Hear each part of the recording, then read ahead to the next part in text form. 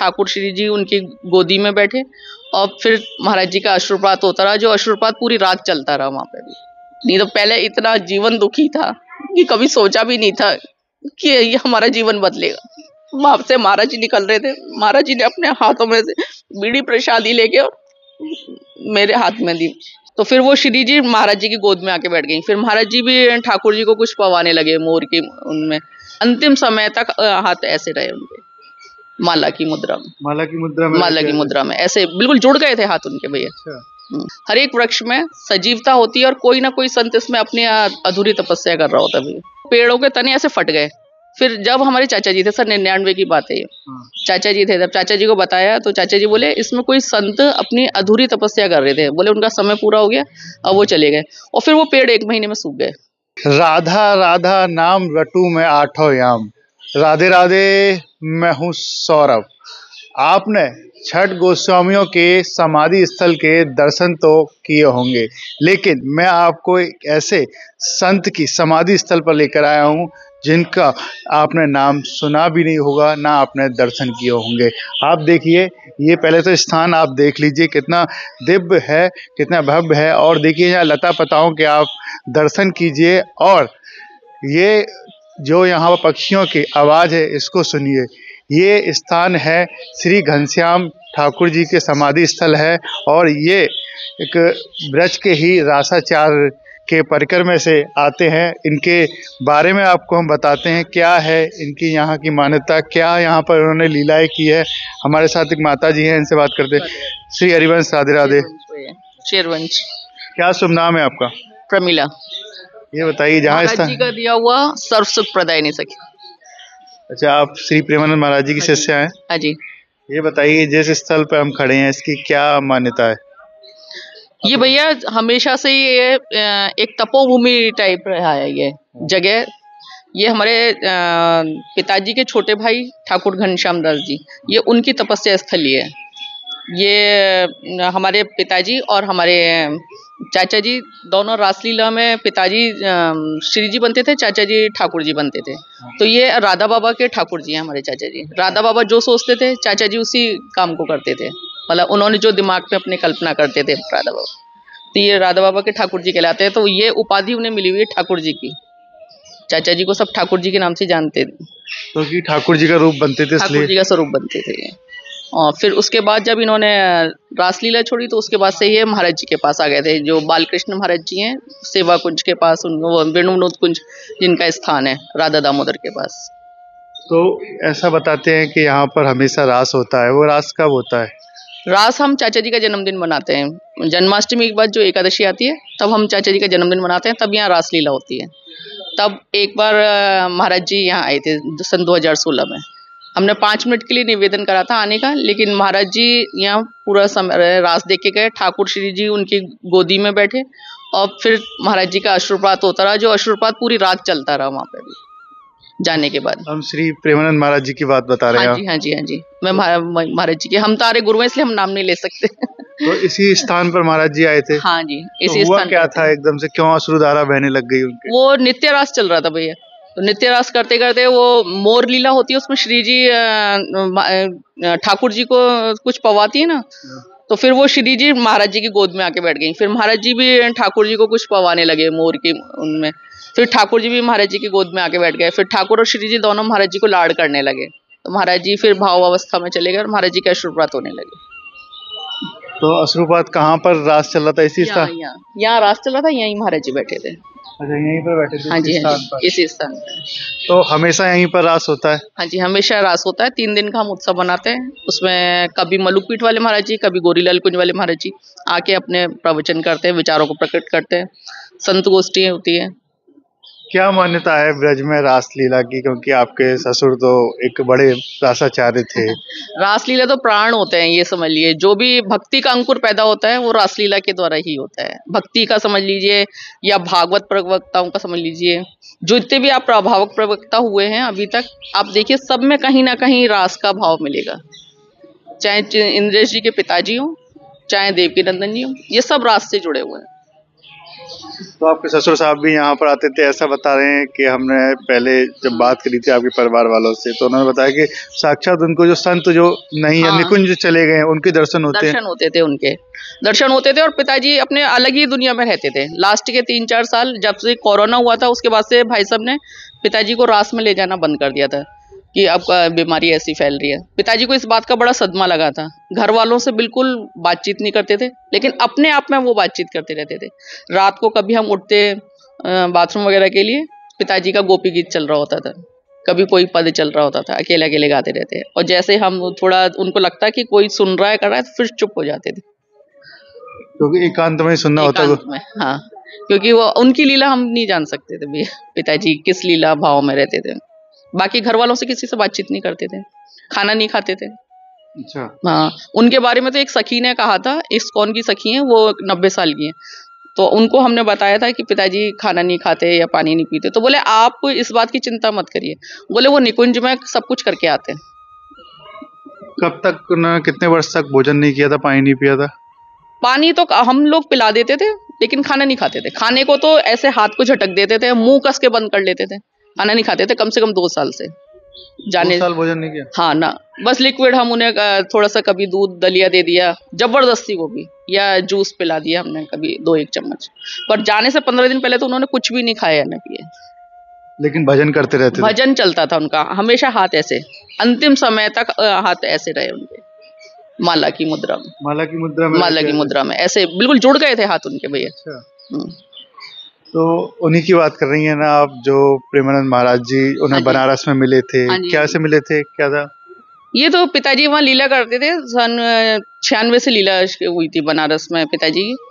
तो महाराज जी घाटों पे रहते थे वहाँ पे, तो घाट पे किसी संत ने बताया उन्हें कि भाई लीला चल रही है, आप देखो। तो महाराज जी तो इन चीजों से बहुत दूर थे, वो तो लीला वगैरह का जानते ही नहीं थे, रास के बारे में या रस के बारे में क्या होता है। फिर उन्होंने संत ने बताया, तो एक दिन गए देखने, गए तो वो बैठे ही रहे, लीला खत्म हो गई फिर भी बैठे रहे। फिर महाराज जी लीला देखने सबसे पहले पहुंच जाते, और सुबह चैतन्य महाप्रभु की लीला देखते, शाम को रास लीला देखते। फिर जब लीला खत्म हुई तो पिताजी के पैर पकड़ के बोले कि बाबा मुझे तो वृंदावन ले चलो अपने साथ। पिताजी बोले कि बाबा, वो संतों का बहुत आदर करते थे पिताजी, तो बोलते कि अरे बाबा ये क्या करें, मार डालो मार डालो। पिताजी ऐसे करने लगे, बोले अपने साथ ले चलो मुझे वृंदावन। बोले इनकी स्वरूपों की मैं सेवा करूंगा और तुम्हारी मंडली के साथ रहूंगा, रास देखूंगा, बस इस लालच में महाराज जी को। तो पिताजी बोले कि तुम बाबा वृंदावन आ जाओ और बिहारी जी तुम्हें पकड़ लेंगे, बस यही था। तो इसी स्थान पर जैसे इन वृक्षों की अगर बात करें, तो ऐसा बता रहे हैं कि एक बाबा के साथ इन वृक्षों ने कोई लीला भी करी थी। हाँ, ये वृक्ष लता पता सारे मतलब ये सब सजीव चीजें हैं, ये निर्जीव नहीं है कुछ भी। और कहा जाता है कि इन वृंदावन के हर एक वृक्ष में, इसमें इन्हीं के बारे में नहीं कह रही मैं, हर एक वृक्ष में सजीवता होती है, और कोई ना कोई संत इसमें अपनी अधूरी तपस्या कर रहा होता है, जो फिर तपस्या हो जाती है वो निकल भी जाते हैं। इसका उदाहरण हमारे घर में है। हमारे यहाँ एक तमाल का पेड़ था, एक अशोक का पेड़ था, पूरे हरे भरे पेड़ हमने छत कटवा के ऊपर निकलवा रखे थे। एक बार अधिक के महीने में, अधिक मास जानते हो ना आप? हाँ, उसमें वो पेड़ों के तने ऐसे फट गए। फिर जब हमारे चाचा जी थे, सर 99 की बात है ये, चाचा जी थे, जब चाचा जी को बताया तो चाचा जी बोले इसमें कोई संत अपनी अधूरी तपस्या कर रहे थे, बोले उनका समय पूरा हो गया, अब वो चले गए। और फिर वो पेड़ 1 महीने में सूख गए। अच्छा। हाँ, फिर उसके बाद सूख गए, खत्म हो गए फिर पेड़। मतलब हम इन्हीं चाचा जी की बात कर रहे हैं, घनश्याम ठाकुर जी की। हाँ जी, हाँ जी, हाँ जी, हाँ। इनके बारे में थोड़ा सा आप बताइए, क्या था इनका? ये मतलब बाल संत थे, ये इनको बाल संत की उपाधि पंडित गया प्रसाद जी ने दी थी। हाँ। ये वहाँ पे जो गिरिराज जी में आप जानते होंगे। तो इनका विवाह वगैरह हुआ था? नहीं, इनका विवाह नहीं हुआ। ऐसा बताते हैं कि इनका विवाह नहीं हुआ था, फिर भी विवाह के रूप में कैसे रहते थे? नहीं, इनका ऐसा हुआ था कि ये पहले एकदम जब इन्होंने वो छोड़ा, क्या कहते हैं, रास छोड़ा, ये रहते पूरे अपने बढ़िया स्वरूप में थे, अंगूठियां पहनना, सोने की चैन पहनना, बढ़िया कपड़े पहनना। तो जब हमारे पिताजी की शादी हुई, पिताजी 3 भाई थे और हमारी माताजी 3 बहन थी। तो हमारे नानी ससुर ने बोला 2 की शादी तो हो ही रही थी, बोले जो अभी वर्तमान में हमारी माताजी हैं तो हमारे नानी जी बोले कि ये कहाँ रह जाएगी, इसकी भी शादी तुम करो। तो चाचा जी उस समय अचानक ही बोले इसको भी भैया ही ले आएंगे, मतलब पिताजी के लिए। अच्छा। हाँ, यही कर लेगा। और भगवान की विधि ऐसी थी कि 1 साल बाद हमारी वो पहली वाली सास गुजर गई और फिर माता जी से शादी हो गई पिताजी की। अच्छा, दो से। हाँ, मतलब उन्होंने 1 साल पहले ही कह दिया था कि यही शादी कर लेंगे इनसे। तो मरने से पहले बता दिया था? शादी के टाइम, मतलब जैसे ताऊ जी और पिताजी की शादी हुई, 3 बहन थी ना ये। हाँ। तो पहले नंबर की ताऊ जी से हुई, दूसरे नंबर की पिताजी से हुई, तीसरे नंबर की ये जो माता जी अभी वर्तमान में है, हाँ। इनसे के लिए बोले हमारे नाना जी चाचा जी से कि इस ये कहाँ रह जाएगी, इसकी से भी तुम शादी कर लो। हाँ। तो पिताजी के लिए बोलते हैं चाचा जी कि ये भी यही कर लेगा। अच्छा। हाँ, बोले यही ले आएगा। मतलब पहले उनको आभास हो जाता था हाँ, कि क्या होता क्या है। हो रहा है, बोले यही ले आएगा। फिर उसके बाद से चाचा हमारे जो नानी ससुर थे वो वेद पढ़ाते थे। तो बोले आपने सब ये जब आप विरक्त भाव हो गए तो आपने ये सोने की चैन अंगूठी घड़ी ये सब पहन रखी, ये सब हटाओ। चाचा जी ने सब उतार दिया था फिर उसी समय। फिर उसके बाद यहाँ पे भाई जी आए। भाई जी ने जब चाचा जी का वो देखा एकदम स्वरूप, बोले आप ऐसे मत रहो, बढ़िया कपड़े पहनो, बढ़िया रहो। बोले अब तक तो आप ठाकुर बन के पूजे, अब आप इस भेष से पुजवाओगे। बोले ये ऐसा मत करो, आप एकदम इतना विरक्त मत बनो। अच्छा। हाँ। अब आपने घनश्याम ठाकुर जी के बारे में बताया, थोड़ा महाराज जी के बारे में बताइए। आप महाराज जी से जुड़ी हुई हैं, आपने कब शिक्षा ग्रहण करी और जब से आपने शिक्षा ग्रहण की है तो कितनी कृपा हुई महाराज जी की? महाराज जी की तो भैया बता ही नहीं सकते। नहीं तो पहले इतना जीवन दुखी था कि कभी सोचा भी नहीं था कि ये हमारा जीवन बदलेगा। महाराज जी राधा वल्लभ जी भी आते थे, मेरे 2 लड़कियां हैं। मैं सारा काम छोड़ के सबसे पहले शाम को सीधे महाराज जी के यहाँ भागते थे कि महाराज जी दर्शन करने आएंगे। मैं राधा वल्लभ जी के दर्शन छोड़ के बस महाराज जी को ही देखती रहती। तो मेरी लड़कियां कहती मम्मी ठाकुर जी सामने है, सामने देखो, सामने देखो। एक दिन वो जो छोटा वाला रास्ता है ना निकलने का, वहां से महाराज जी निकल रहे थे। महाराज जी ने अपने हाथों में से बीड़ी प्रसादी लेके और मेरे हाथ में दी। मैं बड़ी खुश हुई। महाराज जी ने उस समय कमल के फूलों की माला पहन रखी थी। मैं बोली मैंने तो ये उम्मीद करी थी कि महाराज जी अपनी माला उतार के मुझे देंगे। तो मेरी छोटी लड़की है ना वो हंसने लग गई, बोले मम्मी आप तो कुछ ज्यादा ही उम्मीद करने लग गई हो। महाराज जी की तो बहुत कृपा रही है भाई, नहीं तो कभी जिंदगी में नहीं सोचा था कि हमारा जीवन बदलेगा। क्या हुआ था उनके जब से आप मिली हैं, कैसा जीवन में परिवर्तन आया, क्या है थोड़ा सा बताइए। यही सिर्फ हमारे पति के कारण हम बहुत परेशान रहते थे भैया, पति की वजह से, इनकी आदतों की वजह से। कभी सोचा भी नहीं था कि ये बदलेंगे, लेकिन जब से महाराज जी के शरण में गए भैया पूरा जीवन बदल गया हमारा। नहीं तो कभी सोचा नहीं था कि हम इस तरह का जीवन बिता पाएंगे। फिर तो ऐसा हो गया कि सुबह शाम दोपहर कहीं भी मतलब ये सुन लेते कि महाराज जी यहाँ जा रहे, वहीं भागते थे। हमारी दीक्षा हुई थी 17 में जनवरी में, जिस दिन मौनी अमावस होती ना उस दिन हमारी दीक्षा हुई थी। और उसके दीक्षा के 2-3 दिन बाद ही महाराज जी भांडीरवन ब्यावले के लिए गए। तो ये भी चले गए। अब ये दोपहर को 1 बजे के गए, रात को 9 बजे आए वहां से भांडीरवन से ब्यावले में से। हमारी माता जी तो को बहुत डर लगता था कि कहीं ये पीले वस्त्र नहीं ले ले। पीले वस्त्र महाराज जी के माता जी बोली आज तो है ना ये विरक्ति बनकर आएगा। बोले बस हमारी माता जी को यही रहता था कि ये पीले वस्त्र नहीं ले ले, कहीं ये विरक्ति नहीं बने, बस इस बात के वो रहता था। और कुछ बताइए महाराज जी के लिए। आज भी महाराज जी यहाँ पर आते हैं कभी दर्शन करने के लिए? ना भैया अब महाराज जी यहाँ कैसे आ पाए। महाराज जी कहीं भी हिलेंगे तो इतना लाव लश्कर चलता, महाराज जी को तो एकांत दे ही नहीं पाते ये लोग। महाराज जी चाहते तो बहुत है सब जगह जाना, लेकिन भीड़ के कारण जा ही नहीं पाते। भीड़ आ जाती है, भीड़ बहुत आ जाती है। भीड़ इतनी होती है कि महाराज जी का एकांत ही बहुत दुर्लभ कर दिया भीड़ ने। ये बताइए इतना सारा महाराज जी का परिकर है, इतने सारे शिष्य हैं, आप भी हैं, तो महाराज जी हर शिष्य पर ध्यान रखते हैं? हर शिष्य पर ध्यान रखते हैं भैया। ये अभी की बात बताऊं आपको घटना, पिछले साल फरवरी की बात है। एकादशी का दिन था और सड़क पे भीड़ बहुत हो रही थी। मैं रस्सी के बिल्कुल पास खड़ी थी और पीछे मेरे बहुत भीड़ थी। जैसे ही महाराज जी निकले और पीछे से इतनी जोर का धक्का आया कि मैं सड़क पे एकदम गिरने को हुई। अब महाराज जी का ध्यान मेरी तरफ गया। मैं ये सोचती थी महाराज जी कभी मेरी तरफ ध्यान नहीं देते इतनी भीड़ में। और महाराज जी का फोन आता है वहां से, कि ना माता जी के चोट तो नहीं लगी, उनके ना महाराज जी का चिंतन खराब हो रहा है। मुझे इतनी खुशी हुई, मैं अपनी चोट वगैरह सब भूल गई। मुझे लगा मतलब महाराज जी का ध्यान हमारी तरफ भी है। महाराज जी हर एक पे ध्यान रखते हुए, कितनी भी भीड़ हो, हर एक आदमी का ध्यान है महाराज जी। स्पेशली आपके लिए फोन आया उनके परिकर का हाँ, कि उनके महाराज जी का कि माता आपको जी के चोट तो नहीं लगी? चोट तो नहीं लगी। तो कह रही मतलब मुझे इस बात से इतनी खुशी हुई, मैंने नहीं देखा कि महाराज जी ने मुझे देखा नहीं देखा, लेकिन महाराज जी ने मेरे ऊपर दृष्टि डाली। मैं तो अपने आप को बहुत वो भाग्य समझती हूँ इस चीज का कि महाराज जी की निगाह में हम हैं। महाराज जी के सब शिष्य निगाह में है वही, हम क्या सभी हैं। और हमें तो खुशी होती है, परिवार में कोई भी सदस्य बढ़ता है, एक नया अपने यहाँ बच्चा पैदा होता है, अपने को कितनी खुशी होती है।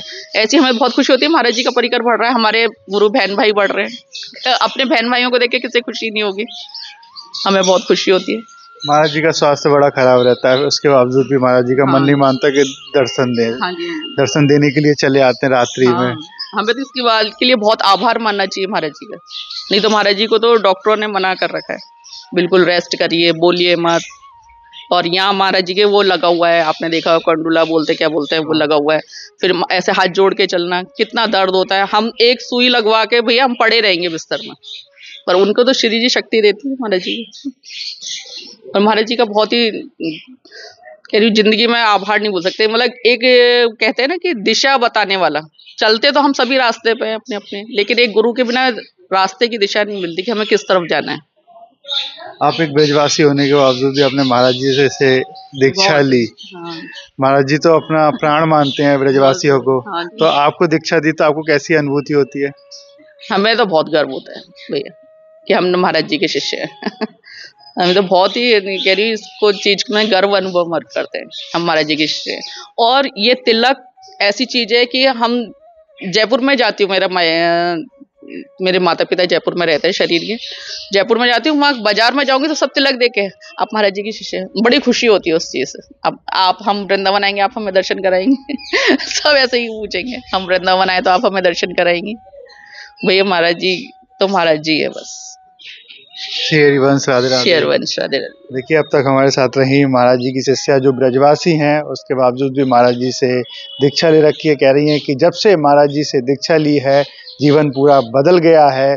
और बात करते करते अश्रुधारा भी बहने लग गई कि महाराज जी कितनी बीमारी में भी भक्तों को दर्शन देने के लिए आते हैं। और ये जो स्थान है, महाराज जी यहीं पर ही रास लीला देखने के लिए आए थे। ये देखिए स्थान आप देख रहे हैं। और ऐसा कहा जाता है कि एक वीडियो में वैसे बताया कि जब महाराज जी यहाँ रास देख रहे थे तो उनके पास ठाकुर जी और राधा रानी उनके गोद में आकर बैठ गई और उन्हें उठने नहीं दिया और उनसे बहुत प्रेम किया। जब महाराज जी के गोद में आकर बैठ गई तो बड़ा ही महाराज जी की आंखों से अश्रुधारा बहने लग गई कि कह महाराज जी इतने भावुक हो गए, साक्षात ठाकुर जी उनके गोद में आ गए। यही वही दिव्य स्थान है, यहाँ पर महाराज जी श्री प्रेमानंद महाराज जी रास देखने के लिए आए थे। और ब्रज के संतों का यही भाव होता है कि जहाँ भी रास लीला हो वहाँ देखने के लिए ठाकुर जी के साक्षात दर्शन करने के लिए जाएं, क्योंकि जो स्वरूप होते हैं, जो रास लीला में जो बन के आते हैं, वो साक्षात ठाकुर जी का ही रूप होते हैं। क्योंकि ये परंपरा आज की नहीं, ये परंपरा सदियों पुरानी ब्रज में चली आ रही है। क्योंकि ये साक्षात अनुभूति देती है कि ठाकुर जी हमारे सामने है।